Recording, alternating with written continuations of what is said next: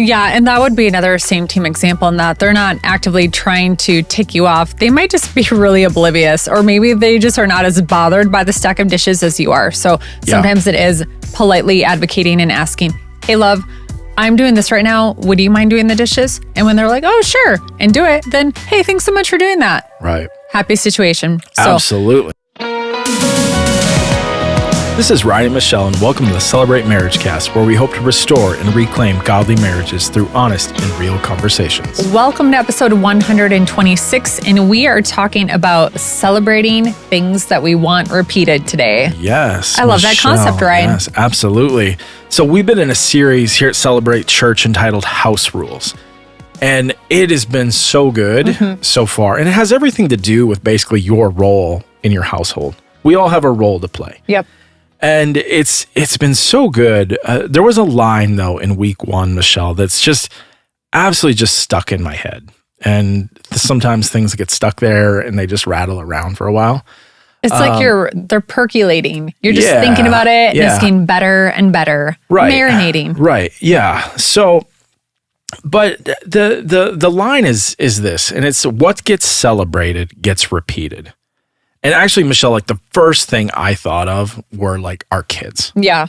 And like you have all these like Parenting. parenting and like sticker charts and like all these like different rewards and things that you put, to reward a certain behavior. Yep. Even at school, they get certain award notes, and those are typically based on a certain set of parameters or circumstances that they would get such award. Right. And so they would get a reward for exhibiting a behavior, and thus they would do more of that. They would do more of that behavior. And I just thought, wow, like this is really good. Yeah, that's spot on. And we do that with parenting, but I don't think I've thought about that in the context of other things of our household, right? So specifically today, we want to talk about how to do this in marriage, not for a false motive, but truly for the health of your household and to do it genuinely and authentically as well. But we have a few areas that we're going to talk about how to celebrate certain areas so that certain areas get repeated. Absolutely. Yeah. So again, what gets celebrated gets repeated. Michelle, I thought you were repeating that on purpose. No. But hey, good job. That's really good. So Michelle, the first thing that jumped in my head is household chores. So, quick disclaimer: household chores stink. They stink. Let's just be real about it. Yeah, they're not now like enjoyable. I realize I'm an adult and I understand that like this needs to be done, but they still stink. Very mature of you, Brian. Yeah, they still stink. So, but I do think it's really important to celebrate like when you see your spouse doing something, right? Like for example, if you're the one that's always doing the laundry and you see your spouse doing the laundry, right? It really depends on how you respond in this situation. Are you like, love, oh, thank you so much for helping me. Like, or, for helping our family. Yep. It's so helpful. Or I feel like you're going to have listeners out there that are like, they should have been doing that all along. Right. Calloused heart. Like, well, it's about time. Yeah, exactly right. So, but it's what you celebrate gets repeated. So if you come and be like, oh, love, thank you so much. This is such a big burden off my shoulders. Like, thank you so much for helping out. Right. All of a sudden, and again, whoever does the laundry, it doesn't matter. But I'm just thinking like for a guy, like all of a sudden, oh yeah, your chest puffs a little bit. Like, yeah, I'm like, oh, pat my own back here a little bit. Yeah. Like, yeah, like you sort of get this. But I think it's also if you're very critical and like me, the other person not that usually does a chore. Right. Yeah. So if the other person is very critical and, isn't folding the towels correctly, like, let's just be real. You're not living in a 5-star hotel. They don't need to be folded into swans, right? Like, I mean, if that's your thing, okay. But understanding like, wow, hey, they're really helping out. They're folding the towels. It may be different than how you fold them into swans.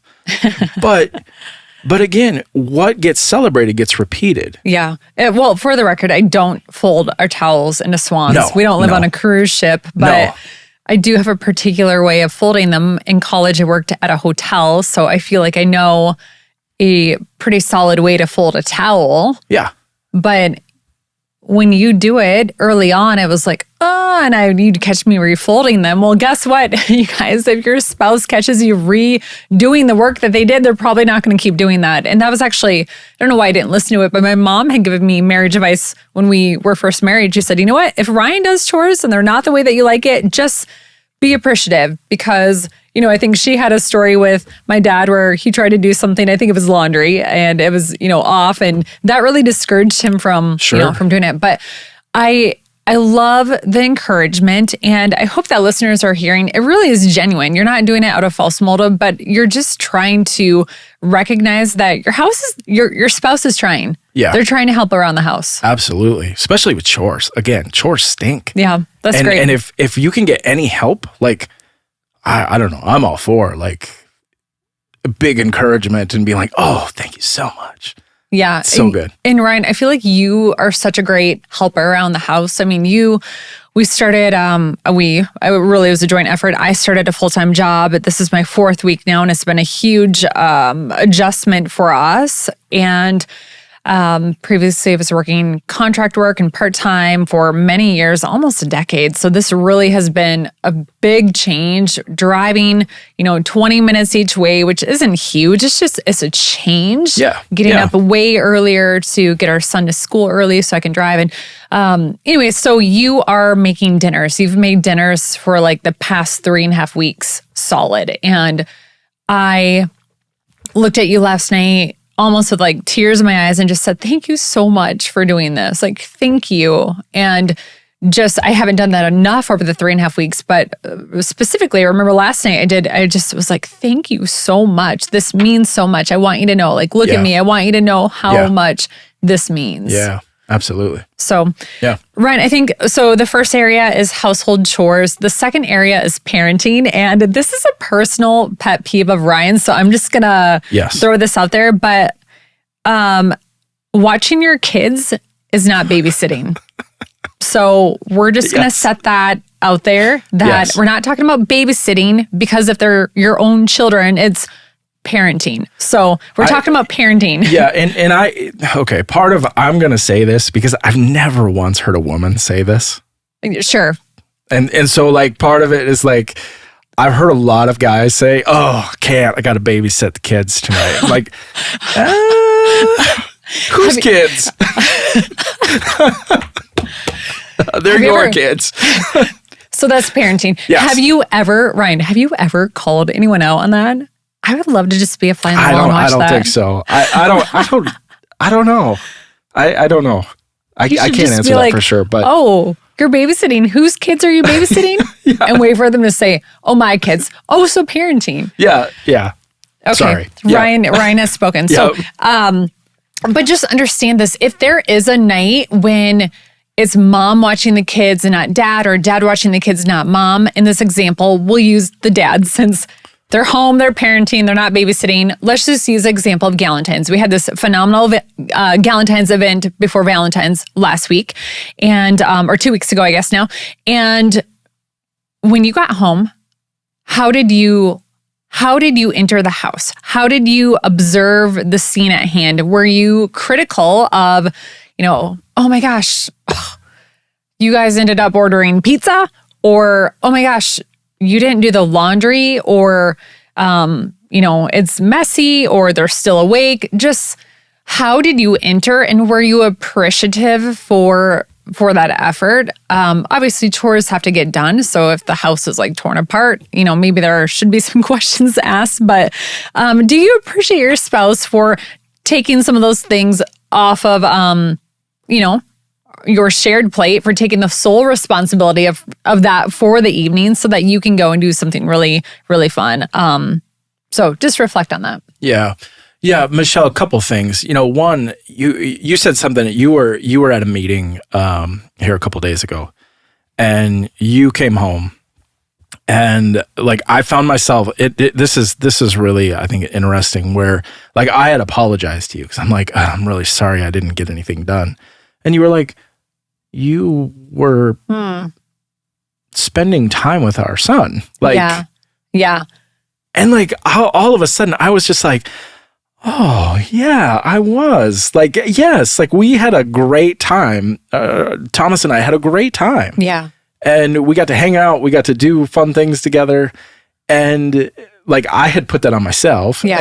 And you were like, no, you did a lot. Yeah, I was at our LBA meeting, which is a board for the church, and I came home and you had said, yeah, Thomas and I, what did you guys do? Did you made dinner? We did have pizza, actually. It's fine. Yeah. It's fine. I don't care. Yeah. So you had pizza. Yes. Okay, that's right. Frozen pizza. Yeah. Did you do Legos? Yeah, we did a little Legos. We played a couple games of 2K basketball. Yes.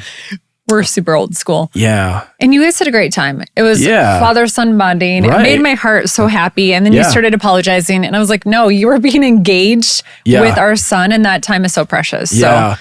And the other thing, Michelle, I just wanted to share, I think I'd also challenge, men out there to really appreciate everything that your wife does on a daily basis. I think encouragement is like fuel, and make sure that tank is full. Yeah. And I do. The more you encourage her, the more she'll encourage you. Mm-hmm. Like it's the same concept of, what gets celebrated gets repeated. Yeah.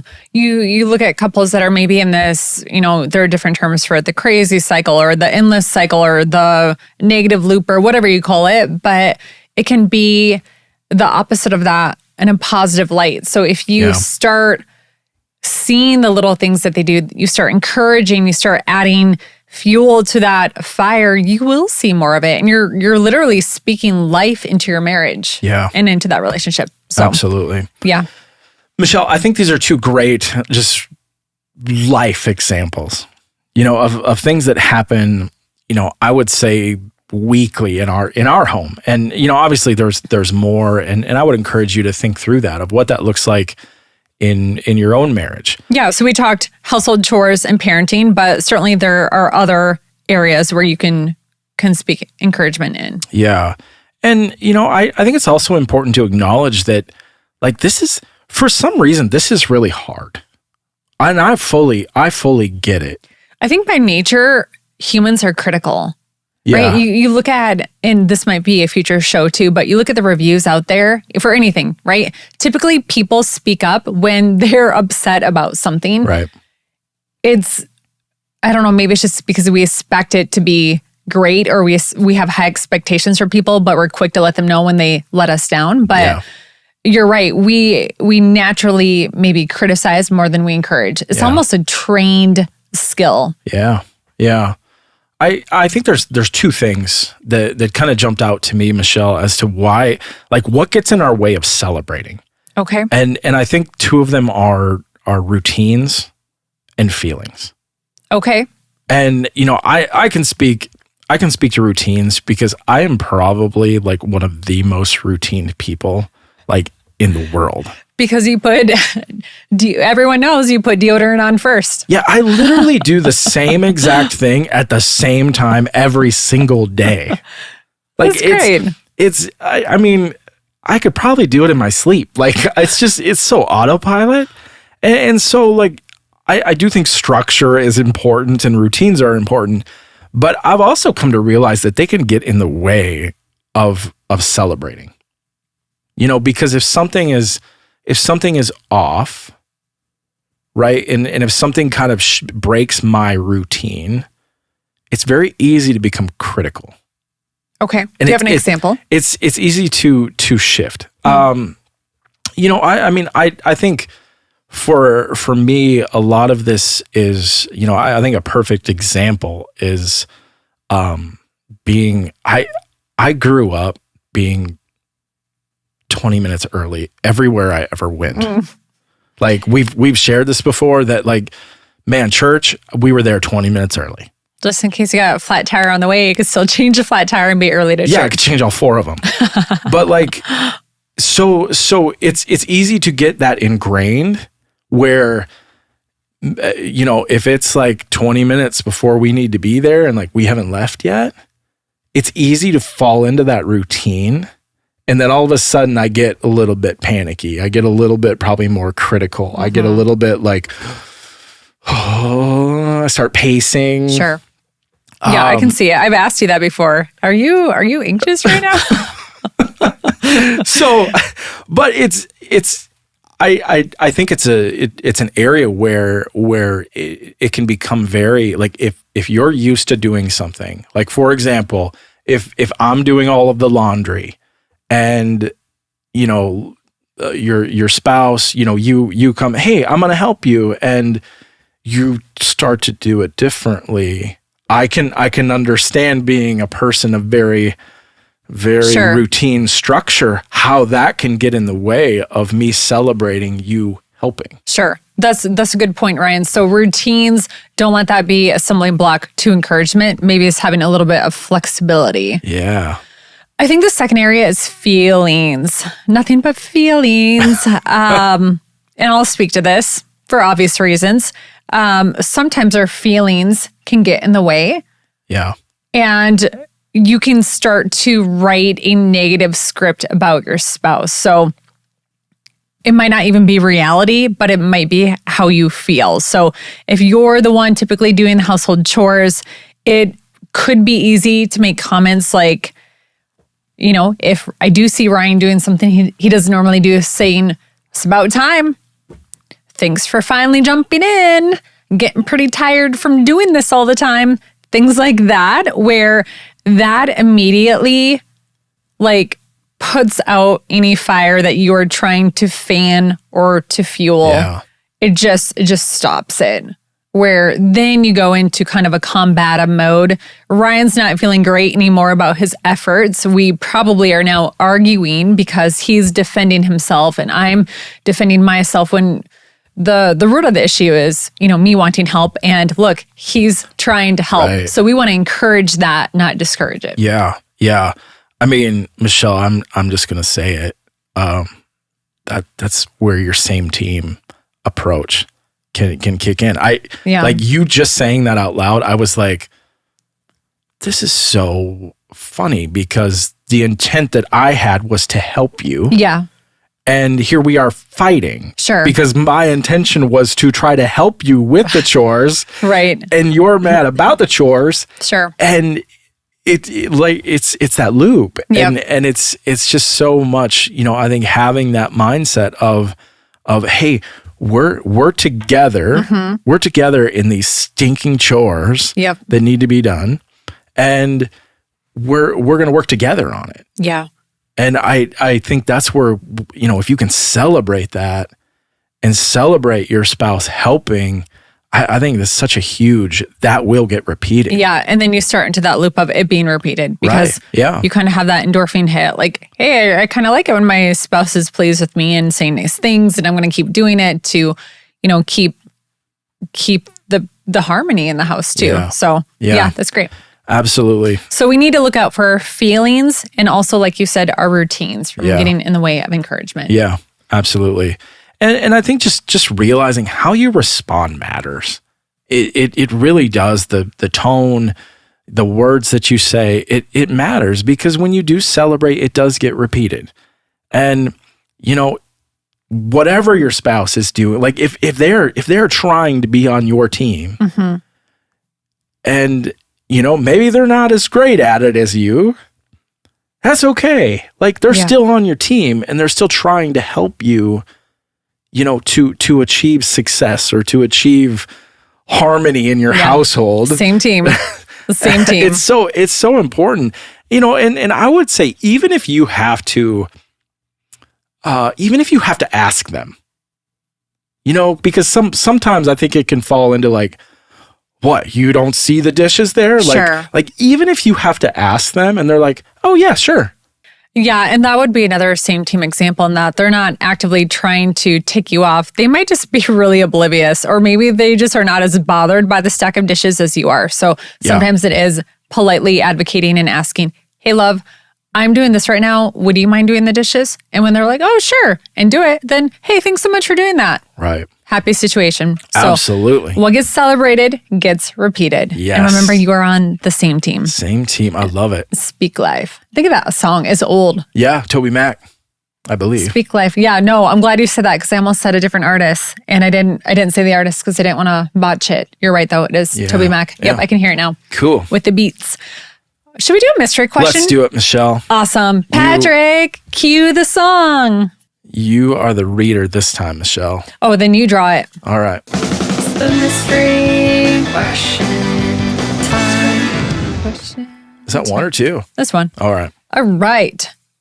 If you could relive one date you've been on together, which one would you pick? One date? One date. Oh, man.